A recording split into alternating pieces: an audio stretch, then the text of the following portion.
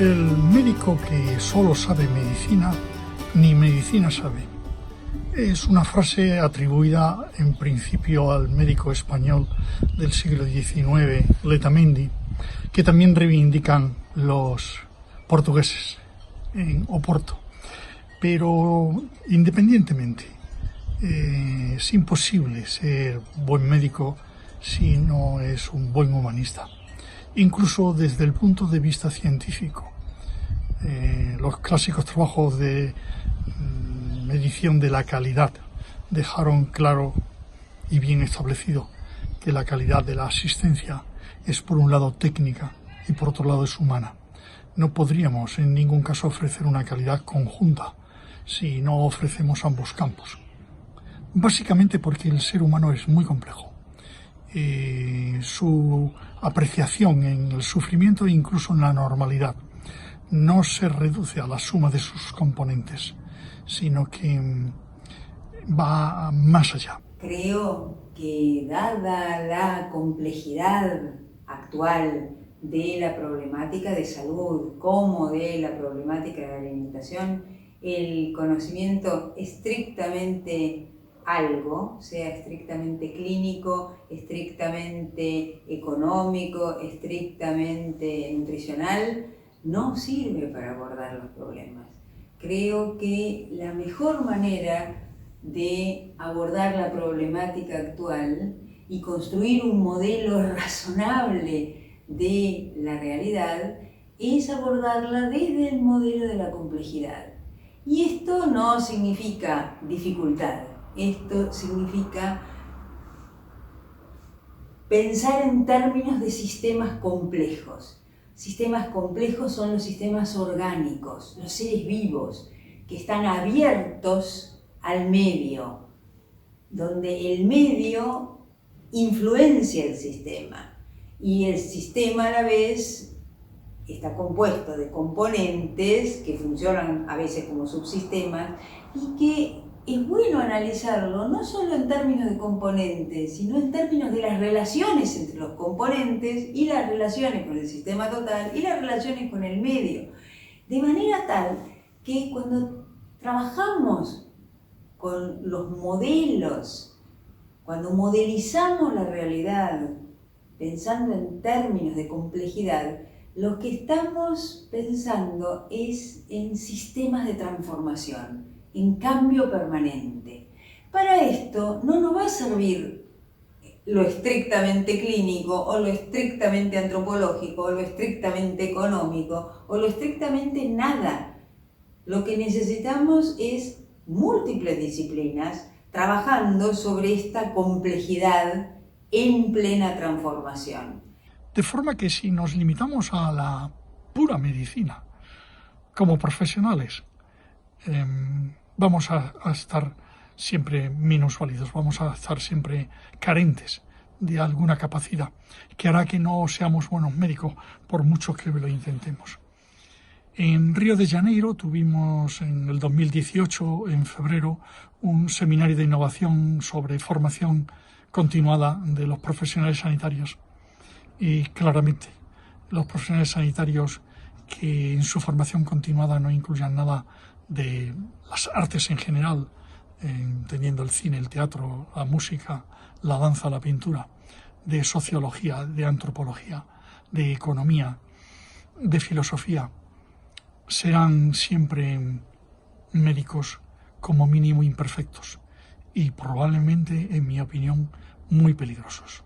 No deberíamos aceptar una profesión que no conllevase ir salir de la medicina y desde luego en la formación continuada y la básica deberían incluirse siempre aspectos no clínicos.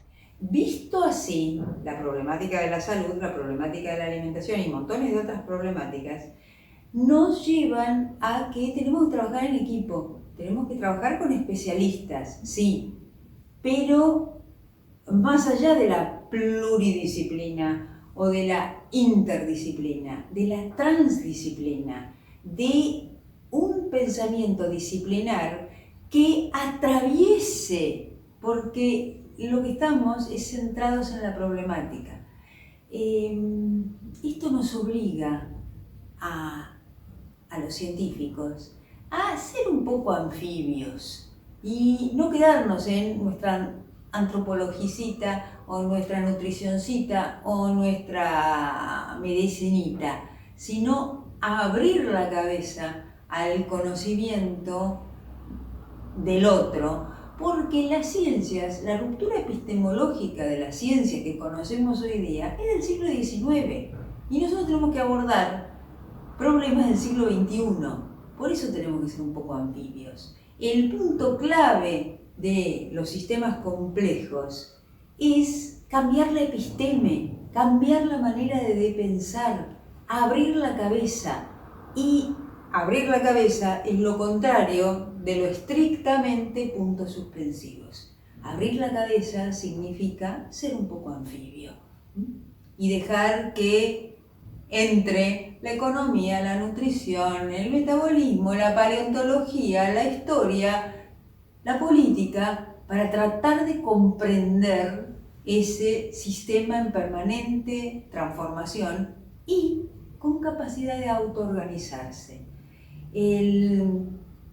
Creo que los modelos de la complejidad nos permiten comprender mejor las problemáticas complejas del siglo XXI. Mirando un poquito para atrás en el campo de la medicina, muchos de los avances vinieron de manos de gente que hoy sería acusada de intrusismo médico. Sin ir más lejos, Louis Pasteur, químico, que fue el padre de la microbiología médica. O la microbiología, que fue desarrollada por un comerciante holandés obsesionado por las lentes. O la anticoncepción. Las pastillas anticonceptivas fueron estudiadas por biólogos y llevadas adelante por ellos. No podemos entender lo que está sucediendo en el mundo solo con nuestros conocimientos técnicos clínicos. No podemos entender la ley de cuidados inversos, esa que dice que prestamos más atención a los pacientes que menos lo necesitan. Y esto es más intenso, donde el sistema sanitario se orienta más a lo privado. No podemos entenderlo sin un mínimo conocimiento de la economía. El cambio climático que está influyendo claramente en nuestras perspectivas en el futuro, que está trayendo el dengue a España, por ejemplo, y no digamos a Argentina, no puede entenderse desde la pura medicina. No podemos entender desde la pura medicina los cambios sociológicos que conllevan las tecnologías de la comunicación, que está cambiando, por ejemplo, la vida sexual, que está incrementando la sífilis. Una de las razones por las que en la Filadelfia se demostró el aumento de la sífilis entre los varones que tienen con sexo de varones es el desarrollo de las APP que permiten el encuentro casual de quien busca sexo rápido y concreto. Si es suficiente un conocimiento estrictamente médico para resolver la mayor parte de los problemas de nuestros pacientes, bueno, depende cuál sea la naturaleza de ese problema, pero en general aquellos relacionados con la forma de vivir, o sea, lo que se llama el estilo de vida, es conveniente que tanto el médico como el paciente tengan conocimientos más amplios de cuáles son los mecanismos que están interviniendo en la producción de ese estilo de vida. O sea, por qué los pacientes y las personas estamos incrustados adentro de una forma de vivir sin reconocer cuáles son los orígenes profundos de ese estilo de vida. Porque si no, es imposible llevar a correcciones duraderas, profundas y persistentes. Nos quedamos con cambios en la superficialidad, nos quedamos con cambios sintomáticos y no podemos ir a las raíces de lo que está originando a lo que es la causa, y por lo tanto la causa va a quedar sin tratamiento, y si queda sin tratamiento la problemática va a tender a reproducirse en forma espontánea y reiterada. Grandes avances en la humanidad vinieron por manos de políticas de Estado, tal vez ayudados por ingenieros, con el saneamiento de las grandes ciudades. Todo esto implica una interacción entre los distintos campos que sin la cual no hubiera podido desarrollarse nada en este aspecto.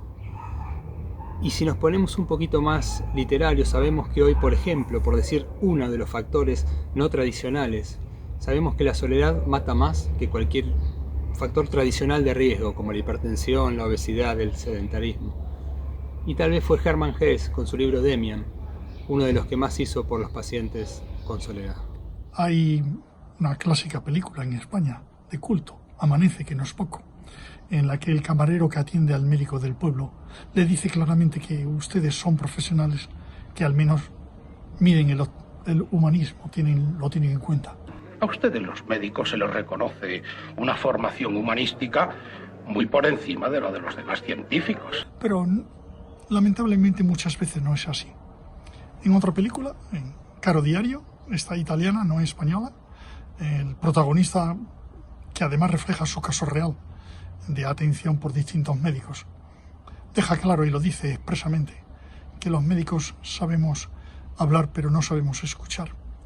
Porque una característica fundamental que tenemos que aprender, aparte de las propias clínicas, es esa capacidad de escucha, de comprensión del otro, que implica filosofía, implica espiritualidad, implica capacidad de ponernos en el lugar del otro, implica compasión, en el sentido más propio de los budistas, de compadecerse, de vibrar con el sufrimiento humano. Yo creo que el problema acá es definir la palabra estrictamente.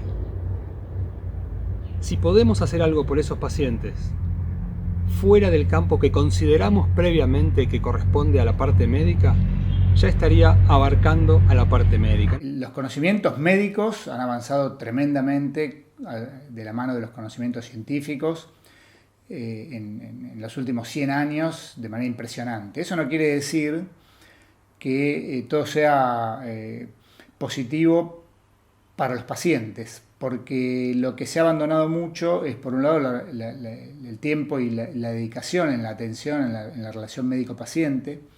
Se ha hecho mucho más mecanizada, mucho más dependiente de aparatos, mucho más dependiente de especialistas. Y por otro lado, es impresionante lo que aumentaron los conflictos de intereses entre los profesionales de la salud y las empresas, ya sea empresas farmacéuticas, empresas del campo alimentario y otro tipo de empresas también, empresas publicitarias. Entonces es muy difícil para los pacientes tener una perspectiva real de con quién están hablando. Están hablando con una persona que honestamente está tratando de guiarlos para tomar decisiones más adecuadas para sus problemas de salud, o es un médico que está guiando las decisiones de ese paciente en función de una relación comercial que tiene con un laboratorio o con varios laboratorios o con empresas productoras de alimentos o de otras de otros rubros. Para trabajar con sistemas complejos, para modelizar la realidad, necesitamos pensamiento crítico, necesitamos enfoque relacional y historicidad. Procesos humanos son históricos. Entonces, pensamiento crítico, enfoque relacional e historicidad.